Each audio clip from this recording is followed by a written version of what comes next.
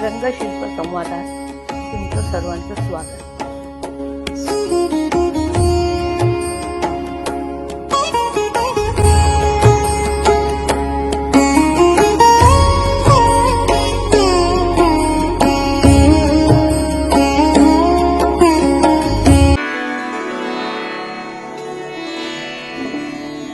नमस्ते. रंगशिल्प संवाद या कार्यक्रमामध्ये तुमचं खूप खूप खूप स्वागत. काय आहे की आमचा एक मित्र आहे, त्याचा रंगाशी खूप छान नातं आहे. दुसरा एक मित्र आहे, त्याचं चारकोलशी गपशप करतो तो. पण आमची एक मैत्रीण आहे, ज्येष्ठ श्रेष्ठ मैत्रीण, ती मातीशी संवाद करते. काय संवाद करत असेल मातीबरोबर? कुठल्या प्रकारची माती? आपण तिच्याशीच बोलूया. नमस्ते. नमस्कार. शालन, तू अनेक माती तुझ्या हातातून गेलेल्या आहेत. तू काय काय त्याचं बनवते दिसतच आहे. सांग ना, तू इथे वळलीस कशी? मोठा गहन प्रश्न आहे, कारण ह्याचं उत्तर माझ्याकडेच नाहीये. बरं, कधी सुरुवात केली एवढं तर सांगू शकतो? मी 50शीत असताना, आणि आवड आर्टची होती, पण आर्ट करत नव्हते किंवा शिकले नव्हते. पण एक्झिबिशन बघणे हा माझा छंद होता. काही असलं तर जाऊन बघायचं, आवडायचं. तिथपर्यंतच मजल होती. परंतु हाताने कधी काही केलं नाही. लहानपणी शाळेत वगैरे काही थोडे चित्रबित्र झाले असतील, पण नंतर नाही. त्यामुळे इथे वळण्याचा असा काही कुठेच म्हणजे मनामध्ये कधीच विचार आलेला नाहीये. पण आवड होती हे नक्की. आणि अचानक असं घडून आलं की मला कळलं कोणीतरी शिकवणारे आहेत, आपल्या घराच्या जवळ आहेत, जाण्यासारखं आहे. आणि मी उडी घेतली त्याच्यात. पण त्यावेळी असं काही नव्हतं की मी ह्याचं काहीतरी पुढे जाऊन करेन. आपलं एक गंमत म्हणून शिकावं किंवा बघावं एवढंच मनात होतं. आणि माहिती काहीच नव्हती. फक्त आवडायचं, म्हणजे सिरॅमिक खूप आवडायचं, मातीच्या वस्तू आवडायच्या, पण तेवढंच. मातीची ओळख आधीपासूनच होती तुला, म्हणून तर इतकी झाडं लावली, एवढी बाग फुलवलीयस, हो की नाही? मातीची ते खरं आहे, कारण माझ्या आजोळी मी जायची गावाला लहानपणी, तेव्हा मी खूप खेळायची मातीची. म्हणजे सगळीच लहान मुलं जशी बसून लहानशी भांडी करतात, काहीतरी करतात, ते सर्व केलेलं आहे. आणि बागेची आवड का कोण, पण पहिल्यापासून. म्हणजे मी कुठेही गेले तरी कशाही प्रकारचं झाड कटिंग चोरून मागून विकत घेऊन पण येणार, एक तरी झाड माझ्याबरोबर येतं परत. ते आतापर्यंत तसंच चालू आहे.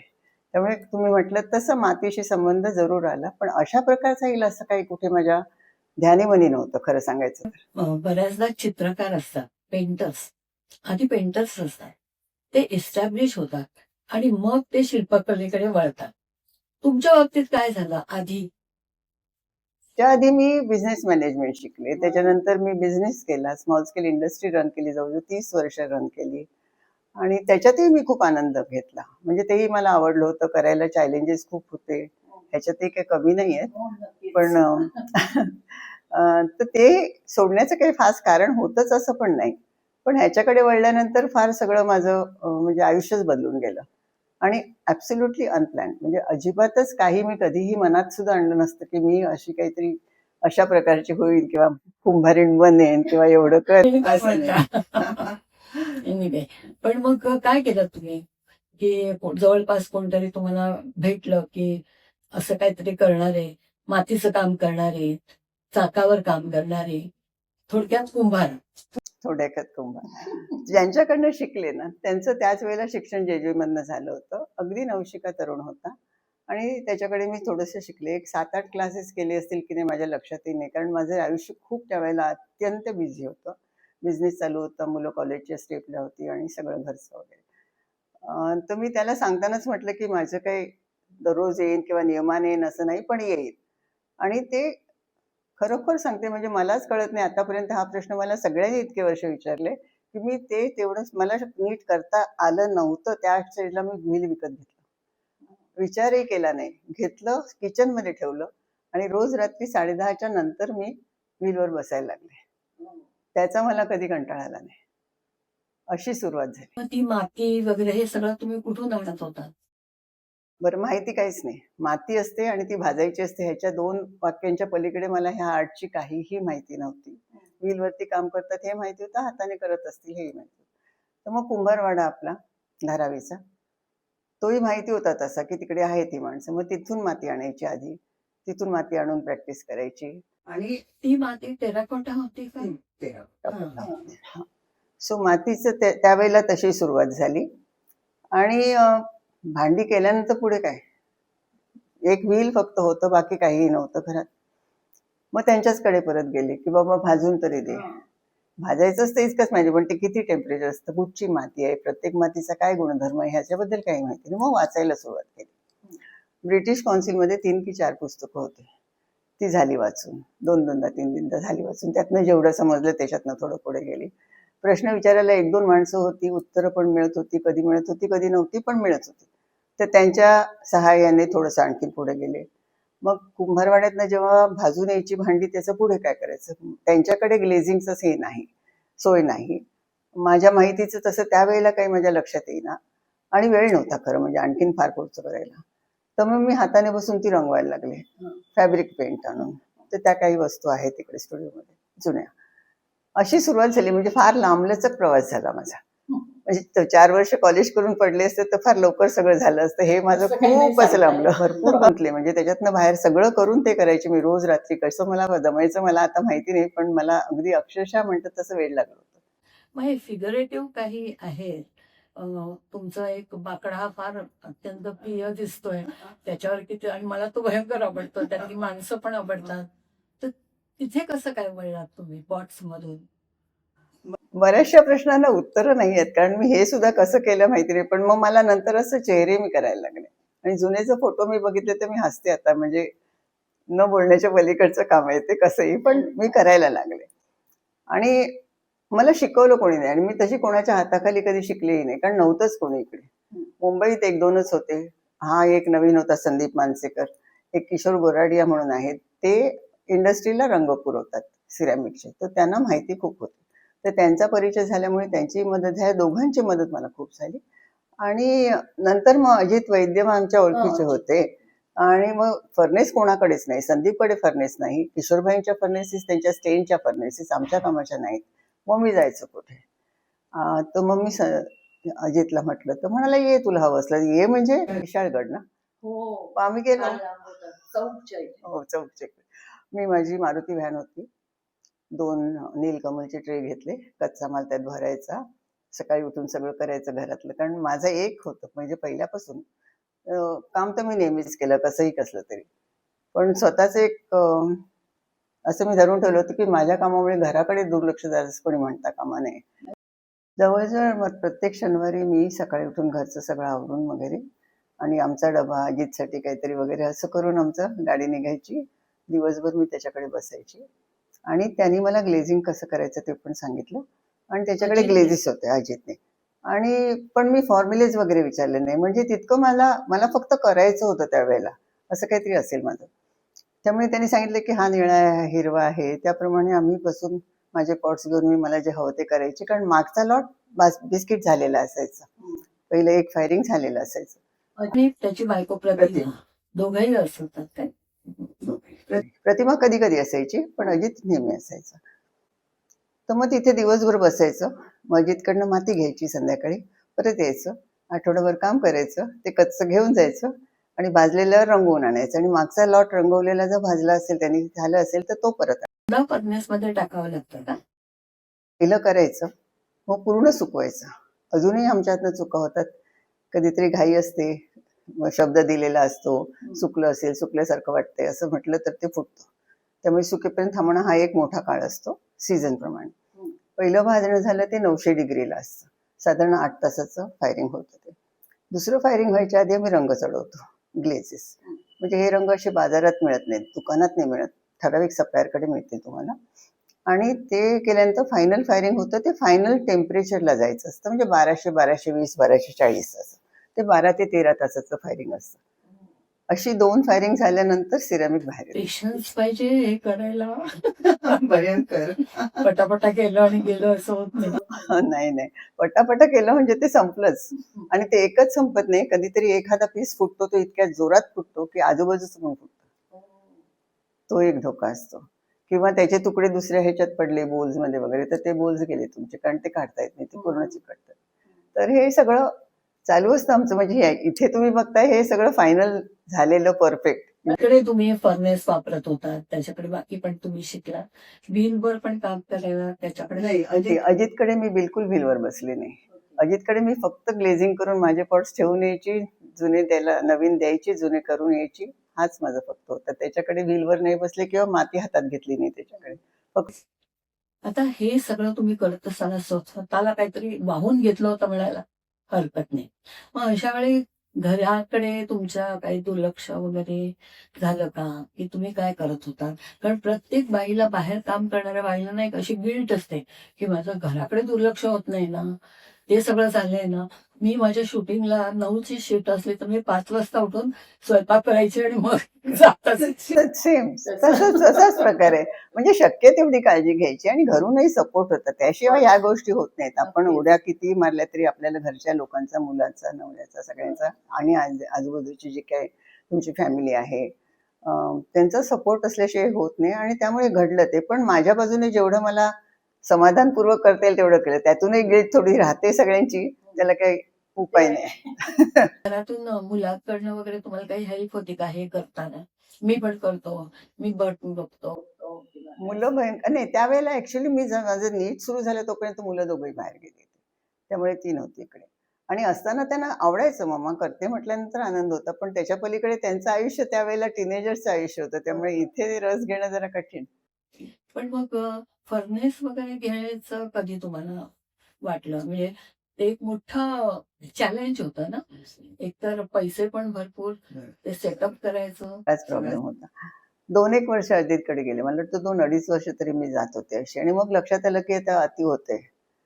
रोजचं दर आठवड्याला जाणं वगैरे सर्वच. म्हणजे मग म्हटलं आपण एवढे घुसलोय तर आता आपली स्वतःची फॅसिलिटी असावी. अजितही म्हणाला पाहिजे तर कर आता म्हणून. मग असंच किशोरभाई, अजित वगैरे अशा मदतीने एक फर्नेस इलेक्ट्रिकची केली.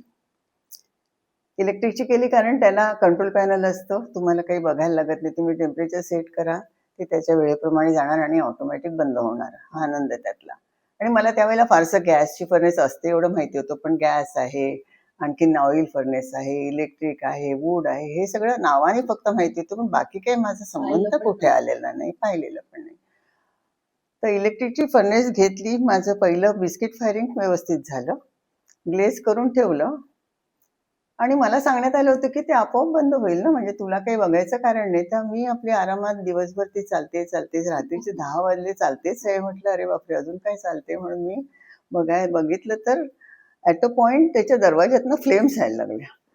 तर प्रेझेन्स ऑफ माइंड होता म्हणून माझं नशीब की मी ते ताबडतोब स्विच ऑफ केलं आणि मी म्हटलं संपलं सगळं.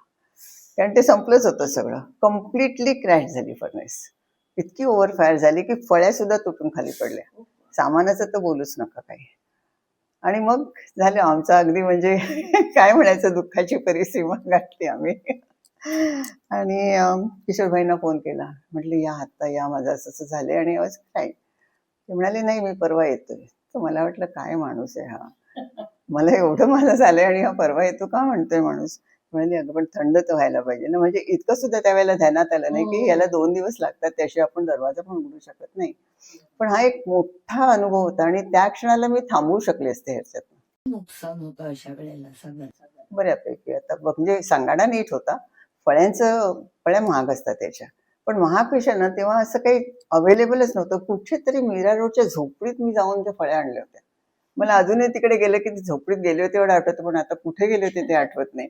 पण असं म्हणजे सप्लायर्स नव्हते, काही तसं सपोर्ट सिस्टीम फार कमी होती पॉटर्सना, कारण पॉटर्सच नव्हते तेव्हा. तर पण माहिती नाही त्याच्यातनं मी असं थांबले नाही त्याच्यानंतर.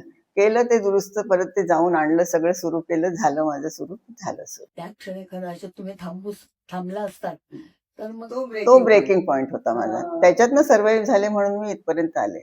नाही तर तिथे थांबू शकले. हो, म्हणजे ते प्रेमच काही विचित्र आहे माझं त्याच्यावरती. मला नाही राहावं त्याच्याशिवाय. हे करत असताना मग इतर काही ऍक्टिव्हिटीज म्हणा किंवा इतर आवडी बाजूला ठेवाव्या लागल्या का? कारण याला किती वेळ लागतो हे मी पाहिलंय. पेशन्स तर आहेच. इतर आवडी म्हणजे बागेची आवड, ती चालू ठेवली. ते बागेशिवाय मी राहू शकत नाही आणि आता ह्याच्याशिवाय पण राहत नाही.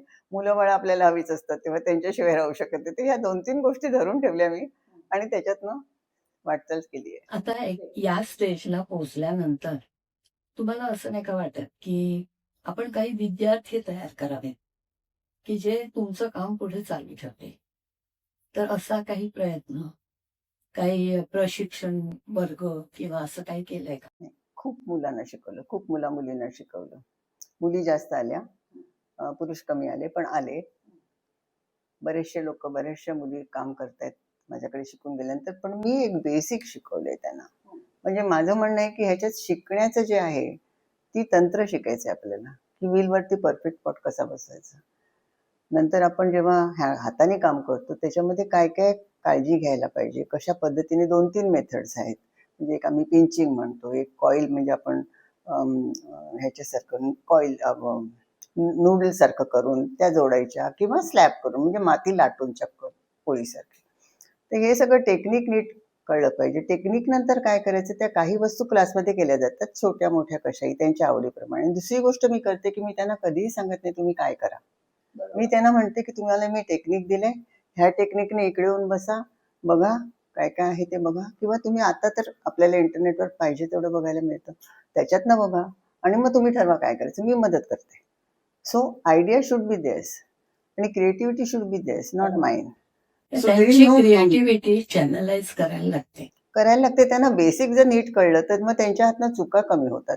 तिथे पोहोचायला वेळ कमी लागतो. आणि त्यांना जर फ्रीडम नाही दिला, तर मला वाटतं आर्टमध्ये मेन रिक्वायरमेंट इज फ्रीडम. नक्कीच. त्याच्याशिवाय काय आपण होत नाही. म्हणजे मला असं वाटतं, की मी कोणाचा गुरु कोणाला असं मानलं नसल्यामुळे माझ्या कामामध्ये जे व्हेरिएशन आलंय, ते मी कोणाच्या अंडर शिकले असते जाऊन तर आलं नसतं. मी त्यांना फॉलो केलं असतं देवासारखं आणि मग तसंच केलं असतं काम. तसं होऊ नये. मला हे जास्त बरं वाटलं. तर बऱ्याच लोकांना शिकवते. मी अजूनही क्लासेस घेते आणि एज ग्रुप काय असतो? साधारण 8-9 वर्षापासून, पण 8-9 वर्षाचा क्लास वेगळा असतो. म्हणजे त्यांना थोडंसंच काहीतरी शिकवलं जातं. त्यांना मी व्हीलवर बसत नाही. 14-15 वर्षांशिवाय मी व्हीलवर घेत नाही कोणाला. कारण ते उगीचच काहीतरी करण्यात अर्थ नाही त्याच्यामध्ये. मी आई-वडिलांना सांगते, की तुम्ही घाई करू नका. त्यांना खेळू दे. तर शिकू देत सगळं.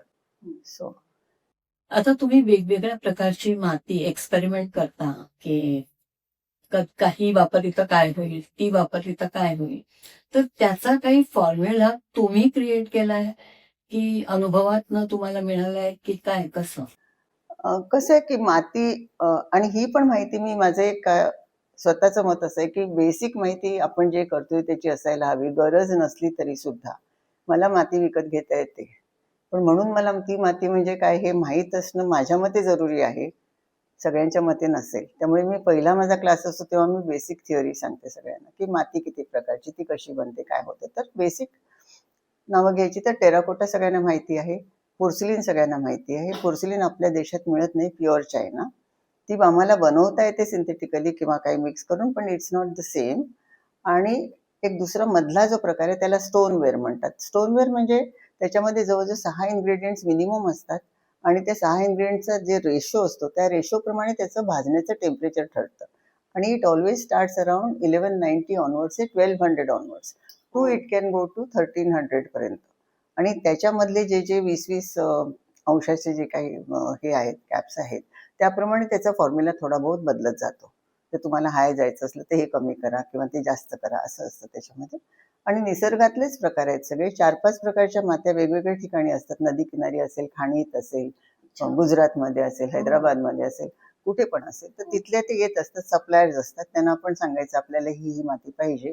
कॉम्बिनेशन करता तुम्ही. त्याचं मग त्याचा फॉर्म्युला प्रमाणे म्हणजे आपण जसं कुठचाही केमिस्ट्रीचा फॉर्म्युला असतो की 100चं टोटल व्हायला पाहिजे. तर हे 20 आहे, 40 आहे, 5 असं. असे ते आणि ते जे आम्ही वापरतो त्याप्रमाणे मातीचा गुणधर्म बदलतो. एक तर टेम्परेचर बदलतं, दुसरं प्लास्टिसिटी बदलते, तिसरं कलर बदलतो. ह्या काही बेसिक गोष्टी आहेत. पण हे माहिती नसतानाही लोक काम करत आहेत. कारण आता भरपूर अवेलेबल आहे. म्हणजे ही चांगलीही गोष्ट आहे आणि तितकीशी चांगली नाही असं माझं पर्सनल मत आहे. कारण मग कोणी आत शिरायचा प्रयत्न करत नाही, कारण जरूर भासत नाही. आम्हाला जरूर भासली म्हणजे नाहीतर आम्हाला करताच आलं नसतं. मी कायम अजितची माती घेतली असती तर मी कधीच शिकले नसते माती कशी करायची म्हणून. तर ते मला पटलं नाही. मी असं ऐकलंय की सिरॅमिक्स करताना रंग तुम्हाला पाहिजे तो तुम्ही केलात आणि नंतर भाजून आल्यानंतर तुम्हाला तोच रंग मिळेल असं नाही. तर त्यावेळेस काय मनस्थिती असते? डिसअपॉइंटमेंट येते की आनंद होतो की काहीतरी नवीन वेगळं मिळालं असं वाटतं? अनेक प्रकार आहेत त्याच्यामध्ये. सुख-दुःख सगळं सारखंच आहे आणि खरं सांगते तुम्हाला ह्याच्यातनं खूप आयुष्याबद्दल शिकायला मिळतं. म्हणजे कसं सगळं सहन करावं, कसं बऱ्याबरोबर वाईटही येतं ते पण बघावं आणि त्याच्यातनं पण आनंद टिकून मानावा. राहणं, त्याच्यातही समाधान मानावं. ठीक आहे, इथपर्यंत तरी आलो. असं म्हणत जर पुढचं पाऊल नाही घातलं, तर आपण कशातच नाही पुढे जाणार, ह्याच्यात तर सोडाच. तर असं आहे की कलरचं कसं आहे, ग्लेझेस जे आहेत त्या सगळ्या अगेन ह्याच्यामध्ये केमिस्ट्री आहे. It's a very chemistry based hobby. तर केमिस्ट्री इतकी आहे की प्रत्येक ह्याचा एक वेगळा फॉर्म्युला असतो आणि फॉर्म्युलामध्ये थोडाफार फरक केला तरी रंगामध्ये फरक होऊ शकतो. तो कशाने होऊ शकतो हे कळायला पाहिजे आपल्याला. म्हणजे त्याच्यामध्ये काही ऑक्साईड्स आहेत. म्हणजे आता सगळ्यांना माहिती आहे की निळा रंग म्हणजे कोबाल्ट ऑक्साईड. एवढं तर साधारण जनतेला माहिती आहे. तर तो निळा असतो. मग आयर्न ऑक्साईड घेतलं, लोह घेतलं तर तो ऑरेंज ब्राउन असं ब्राउनच्या शेड्स असतात. मॅंगनीज ब्राउनच्या शेड आहेत. कॉपर आहे ते ग्रीनच्या शेड्स आहेत. तर these are the basic colour giving oxides which are also खनिजच आहेत ती. ती काय मॅनमेड नाही आहे. त्याच्याबरोबरचे जे पदार्थ लागतात कारण अमुक एका ह्याला ते वितळलं पाहिजे. काय आहे जेव्हा मी म्हणते की मी 1240ला ग्लेझिंग करते म्हणजे माझी माती 1240ला वितळलेली असते जवळजवळ. माझी ग्लेझ त्याच वेळेला वितळली नाही तर ती त्याच्यावर बसणार नाही. आणि जेव्हा मी फर्नेस ऑफ करते तेव्हा ते थंड होताना एकमेकाला चिकटतं. हा जो त्यातला प्रकार आहे तर ह्याच्यासाठी ह्या दोघांचं कॉम्बिनेशन जे आहे ते ॲब्सोल्युटली सिमिलर असलं पाहिजे. म्हणजे मी 1000ची ग्लेझ घेतली आणि 1200ला फायर केली तर ती खाली पडून जाईल सगळं. किंवा 1300ची लावली तर ती पकणारच नाहीये, त्याचं पावडरच राहील तिची. हे जे सगळं आहे हे गणित सांभाळायचं असतं आणि ह्याच्यामध्ये भरपूर केमिस्ट्री आहे. खूप लांबलचक आहे म्हणजे ते. करणारे खूप करतात, न करणारे काही करत नाही. दोन्ही गोष्टी चांगल्या आहेत. कारण end product finally nobody wants to know की मी किती प्रयत्न केला. चांगलं दिसलं पाहिजे, समोरच्याला आवडलं पाहिजे आणि मला स्वतःला मुख्य म्हणजे आवडलं पाहिजे. असं आहे. रिअलिस्टिक काही करता म्हणजे पोर्ट्रेट्स वगैरे सिरॅमिक्स मध्ये, तेव्हा चॅलेंजिंग असतं का पुष्कळ ते? खरं चेहरा, केस, बॉडी हे सगळं मॅच. ऍक्च्युअल पोर्ट्रेट नाही केले मी. मला एक मधले दोघांनी काही मी पाहिले. आता हे याला काय म्हणायचं? पण हे माझ्या मनातलंच आहे. ही कोणी बाई माझ्या समोर नव्हती. ही माझ्यातनंच आली आहे बाहेर. असं आहे. मी एक दोन प्रोजेक्ट केले होते. It was difficult. म्हणजे तितकी मी त्याच्यामध्ये निष्णात नाहीये. मला वाटतं ते मी करते, ते घडल्यानंतर मी त्याचं काय करायचं ते माझं मीच ठरवते. म्हणजे माती मला सांगते ऍक्च्युली खरं म्हटलं तर. मला बोलते. नक्कीच बोलते. छोटे छोटे ऑब्जेक्ट तुम्ही करता, तर असं आहे का की पहिल्यांदा खूप मोठे ऑब्जेक्ट करायचे आणि मग उरलं तर त्याच्यामध्ये छोटी करायची का? छोटी एक वेगळीच करावी लागणार? वेगवेगळ्याच. आता ही बागावरची मंडळी आहे, इतकी सुंदर किंवा मी त्याच्या प्रेमातच आहे, इतकी सुंदर. ती करताना तुम्हाला कसं काय, म्हणजे किती वेळ लागतो? एक एक फिगर करून ती ठेवायची आणि मग फर्नेस मध्ये टाकायचं की काय, म्हणजे काय पद्धत? बाग पहिले करायला लागतो आणि बाग करता करता मी बरेच शिकले कारण त्याच्यामध्ये त्या बाकाची जाडी महत्वाची आहे कारण त्याच्यावरती वजन येतं. वजन नंतर येतं पण तरी सुद्धा त्याला भाजताना माती वाकडी होऊ शकते, पॉर्क होऊ शकते. हे सगळं मातीचं जे आहे आणि माती श्रिंक होते. तर आम्ही जेव्हा पहिल्यांदा माती करतो तेव्हा मी सॅम्पल्स घेतो to know what is the shrinkage. 10% आहे का 15% आहे. म्हणजे मला कोणी सांगितलं 4 इंचाची टाईल करायची आहे आणि 10% श्रिंकेज आहे तर मला 4.4 घ्यायला लागेल किंवा 4.5 घ्यायला लागेल श्रिंकेज करून ती 4 येईल. हे मला कळलं पाहिजे. हेच कुठच्याही कामामध्ये मी माणूस केल्यानंतर तो माझा भाजल्यानंतर एवढूसा का दिसतो? कारण तो श्रिंक झालाय. मग म्हणजे विद्यार्थी म्हणतात अरे पण मैंने बडा बनाया था. मैंने कहा आपने बडा बनाया था लेकिन उसको छोटा होना था. काय करायचं म्हटलं. तर हे सगळं बारीक बारीक गोष्टी आहेत. पण ह्या माहिती असणं अतिशय जरुरी आणि त्या माहिती असतात पॉटर्सना. तर बाग करताना त्याचं ज्या मी फळ्या बनवते त्याला जो लाकडासारखं हे देते ते सगळं चॅलेंजिंग आहे जास्त आणि मी दरवेळेला काहीतरी वेगळं करायचा प्रयत्न करते. म्हणजे रमतेच त्याच्यामध्ये त्यामुळे ते होतं आपोआप. स्वांत सुखाय हा सगळा तुमचा परिसर आणि व्यवहार आहे. पण आता या स्टेजला आल्यानंतर एवढं तुम्हाला यश पण मिळालं, तुम्हाला आवड पण म्हणजे पॅशन पण पूर्ण झाली म्हणायला हरकत नाही. आता काय करावं असं वाटतं तुम्हाला? पॅशन पूर्ण होते का? सांगा मला. बरोबर. पण म्हणजे मागे वळून पाहताना काय वाटतं तुम्हाला की आता किंवा मागे वळून पाहताना आय एम हॅपी, कारण मला असं वाटतं की मी बऱ्यापैकी करत करत करत करत पुढे आले. खूप बदल झाला कामामध्ये, खूपच फरक झाला. मी जपानला ते 1 महिना राहून एका माणसाबरोबर काम केलं. त्यांचं काम करताना बघितलं आणि माझं मी करत होते, असा तो खेळ होता आमचा. पण ते बघितल्यानंतर सुद्धा इकडे परत आल्यानंतर कामात ऑटोमॅटिक माझ्या बदल झाला. आणि ही जी इम्प्रेशन्स आहेत किंवा कॉन्स्टंटली मी दुसऱ्यांचं काम बघत असते आणि बघत असते की काय असेल म्हणून, तर हे कुठेतरी माझ्या कामातनं बाहेर येतं हळूहळू, जे काही मला आवडलं असेल ते.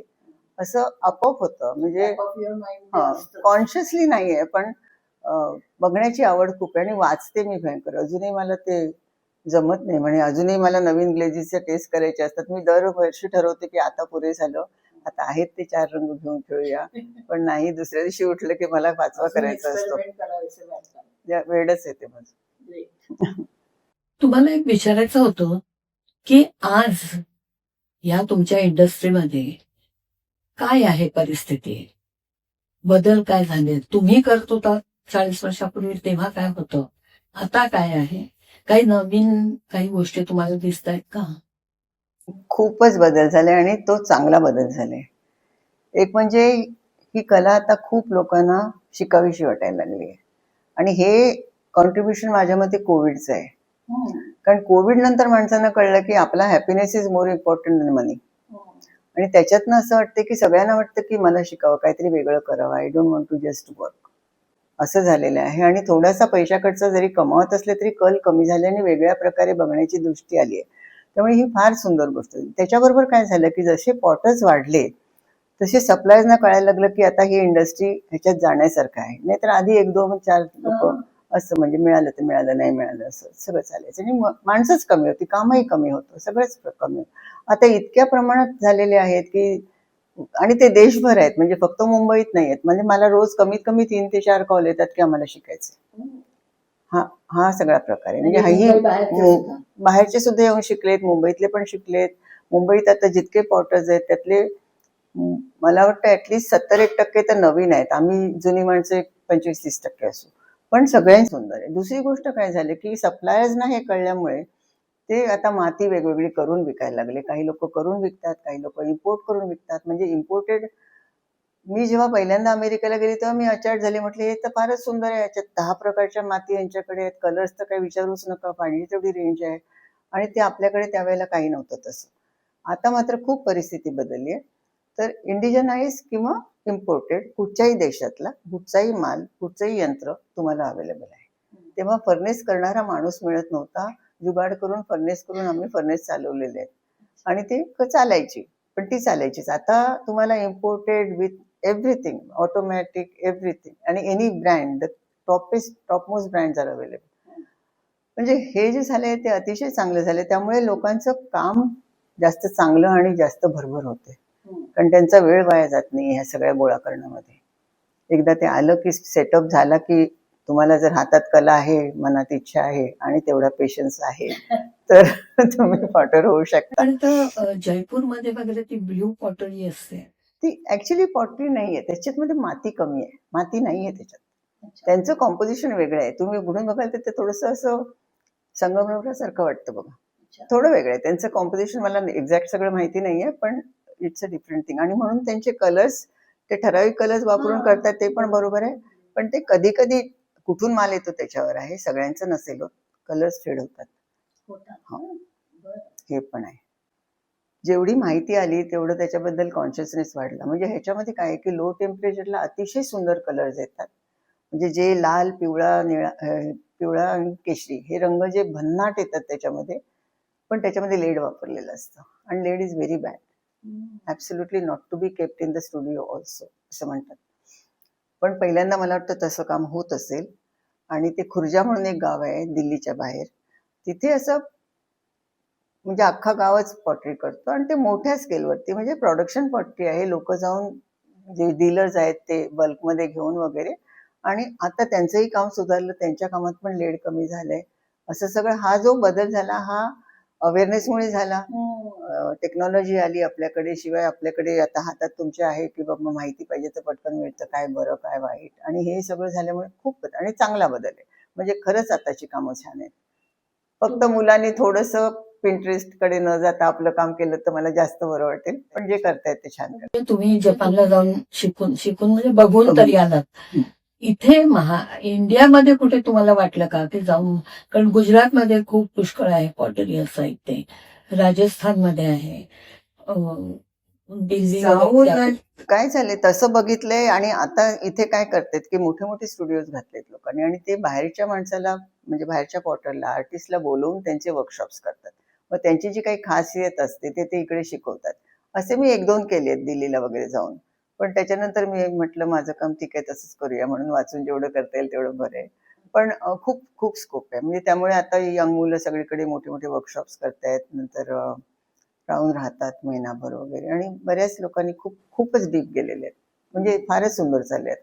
नाही तर सिरॅमिक म्हणजे काय हे सांगण्यापर्यंत आम्हाला जरूर भासायची. मी काय करते, मातीचं काम करते. पहिला प्रश्न ते पडलं तर फुटेल की नाही. असं सगळं. पण ठीक आहे, छान आहे प्रवास. खूप छान. तुमचा प्रवास खरंच काय म्हणतात प्रेरणादायी वगैरे आहे. आनंददायी आहे, बाकी काही मला माहित नाही. एवढ्या सगळ्या वस्तू तुम्ही बनवल्या आहेत, त्याचं मार्केटिंग कसं करता? फार छान प्रश्न विचारलात आणि फार कठीण प्रश्न विचारलात. आमच्या सगळ्या मुलांचा, सगळ्या आमच्या ज्या फ्रॅटर्निटीचा मोठा चॅलेंज आहे की काम करायला खूप आवडतं म्हणून आम्ही थांबत नाही. विको का नाही विको आमचं काम चालू राहतं. आणि हे आम्ही दरवेळेला जर 4 पॉटर्स भेटले तर आमचा हा विषय निघालाच पाहिजे. और इसका करने का क्या, अभी आगे कैसे जाएंगे. मग हे जेव्हा माझ्या लक्षात आलं काही वर्ष मी केल्यानंतर की हे एकट्या दुकट्याचं काम नाहीये, लोकांना पहिल्यांदा माहिती नाहीये. तर तुम्ही कुठची गोष्ट विकायची म्हटलं तर अवेअरनेस, इंटरेस्ट, मग ऍक्शन वगैरे तुम्हाला माहिती आहे, हे सगळा फॉर्म्युला असतो. अवेअरनेसच नाहीये तर तुम्ही ऍक्शनकडे जाणार तरी कसे. सो आणि एकट्याने करायचं म्हटलं तर एक तर खर्चिक बाब असते, गॅरंटी काहीच नसते तुम्ही केल्यानंतर बाबा लोक येतील घेतील ह्याचीही गॅरंटी नाही. त्यापेक्षा आपण 4-5 लोकांनी केलं तर निदान खर्च तरी वाटला जातो. मग नाही आले आपलं लक. ह्या विचाराने आम्ही पहिला शो केला तो माझ्या गार्डनमध्ये केला, पॉटर्स बाय द डझन. 12 जणांना घेतलं, त्याच्यातले जवळजवळ 10 तर माझे स्टुडंट्स होते, 1-2 दुसरे पॉटर्स त्यापर्यंत आले होते ते. असं करून आम्ही हा इकडे शो केला, 3 दिवसाचा शो केला आणि इथल्या इथेच केला. त्यावेळेला सोशल मीडिया नव्हती, तरी सुद्धा आम्ही वर्तमानपत्रात जाहिरात देऊन, आणि जाहिरातीचा रेटही परवडणारा होता त्यावेळेला, हे सगळं असल्यामुळे तो. पण आमचा शो खूप चांगला झाला आणि प्रत्येकाने आपल्या माहितीच्या लोकांना सांगितलं होतं वगैरे वगैरे, असं सगळं झालं. सॉरी, इंटरनेट होतं त्यावेळेला, आमची ऍड आहे ह्याच्यामध्ये, इंटरनेट नव्हतं असं नाही. पण पेपरात जाहिरात दिली होती माझ्या आठवणीप्रमाणे. त्याच्यानंतर आमची उमेद वाढली की म्हटलं आता हा एकच मार्ग आहे. मी स्वतः गॅलरी बुक करून 2 शो केले, सोलो केले मी, आणि चांगले झाले. पण अफाट खर्च होतो, अफाट मेहनत लागते, गॅलरी भरायची इज नॉट अ जोक. आणि हे सगळं करेपर्यंत म्हणजे हाती काही फारसं लागत नाही, फायनान्शियली समाधान लागतं भरपूर, पण बाकी काही लागत नाही. तर ते दरवेळेला करणं शक्य नाही. तर मग आम्ही ग्रुप ऑफ पीपल एकत्र करून we started calling it potters market. आता जवळजवळ 15 मार्केट्स अख्ख्या देशभर होत आहेत. हा, सगळ्या ठिकाणी, मुंबई, पुणे, हैदराबाद, गोवा, बँगलोर, दिल्ली, बरोडा, कलकत्ता, बऱ्याच ठिकाणी, चंदीगडला पण झालं. आता पॉटर्स सगळीकडे आलेत आता आफ्टर कोविड, आणि आता भरपूर झालेत. त्यामुळे सगळीकडे ते लोक एकत्र येतात, आपापला ग्रुप करतात, आम्हालाही बोलवतात, आम्ही बाहेरच्या पॉटर्सना बोलवतो. मी सेराफेस्ट म्हणून इकडे सुरू केलं, ते आता आम्ही 13वं वर्ष आमचं झालं. तर दरवेळेला मी 3 ते 4 लोक बाहेरचे बोलवते, म्हणजे not only from Maharashtra, outside त्यांना. आणि शक्यतो आणखीन 4-5 इकडचे सुद्धा नवीन बोलवते. So the faces changes, the work changes, आणि some of us are constant. तोच येतो का वेगळी वेगळी माणसं येतात? नाही, बराचसा कमिटेड ऑडियन्स येतो आमचा नेहमी. पण आमचा प्रयत्न असा असतो की तो ऑडियन्स घेऊन थकला, काही दिवसांनी किती घेणार माणूस. तर माझी मैत्रीण आली तरी एकदा घेईल, 2दा घेईल, सारखं मी तिला म्हणू पण शकत नाही आणि ती घेऊ पण शकत नाही. त्यामुळे नवीन येणं पण ते होत आहे हळूहळू, प्रोसेस इज देअर, पण कठीण आहे तरी सुद्धा. आमचं प्रॉब्लेम अलीकडे फार ते गराज मार्केट वगैरे कोणाच्या बंगल्यात गराज मध्ये करतात, बरेच लोक जमतात तिकडे. अशा पद्धतीने तुम्ही नाही का तिकडे स्टॉल घेऊन किंवा अशी काही पब्लिसिटी करू शकत? काही ठीक आहे की आमचं सामान असलं आणि त्याच्या बाजूला तुम्ही खायचं ठेवलं किंवा कपडे ठेवलेत किंवा दागिने ठेवलेत तर आमच्या टेबलाला लोक बघत नाहीत. त्यातलं 2% फक्त क्राऊड आमच्या टेबलावर थांबेल, बाकीचा क्राऊड असा बघून निघून जातो. तेव्हा आम्हाला we have to be on our own. तर जेव्हा आम्ही फक्त पॉटर्स म्हणतो तेव्हा फक्त पॉटरी आवडणारी माणसं येतात. So the things are already sieved, like नको असलेला क्राऊड येत नाही किंवा जे घेणारे नाहीत ते असं फिरकत नाही तिकडे. आणि त्याच्यातनं जो काही नवीन आमचा ऑडियन्स तयार होत राहतो बाय माउथ पब्लिसिटी, तो आम्ही कॅरी फॉरवर्ड करतो. सो हे असं आहे. शेवटी एक मला सांगायचं आहे की तुम्ही बालमोहनच्या विद्यार्थिनी, मी पण बालमोहनची विद्यार्थिनी, त्यामुळे मला खूप अभिमान आहे तुमचा. शिवाय बरोबर. बालमोहन म्हणजे काय शाळा आपली. आपली होती ती छान होती, फारच सुंदर. दादा रेगे म्हणजे आपले दैवत, काही म्हणायचं नाही दुसरं त्यांना. आनंद झाला आज इथे भेटून तुम्हाला, तुमच्या एवढ्या वस्तू पाहिल्या. आणि मला सर्वात आनंद जास्त कसला झाला असेल तर आमच्या या माध्यमातून तुम्ही आणखीन लोकांपर्यंत पोहोचणार. गोष्ट आहे, चांगली गोष्ट आहे. नमस्कार.